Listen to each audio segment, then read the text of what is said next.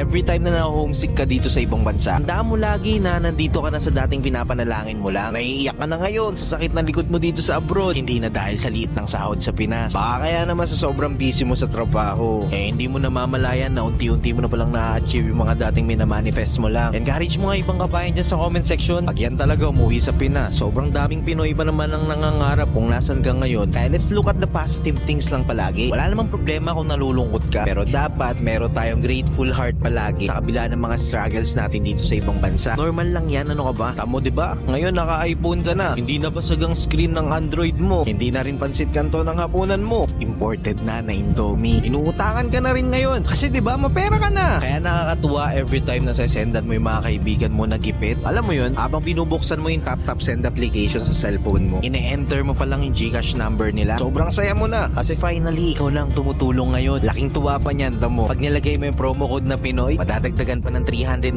pesos yung ipapadala mo. Mabilis na, high exchange rates, may bonus pa na 390 pesos dahil sa promo code na Pinoy. If titignan mo naman talaga kabayan, malayo-layo ka pa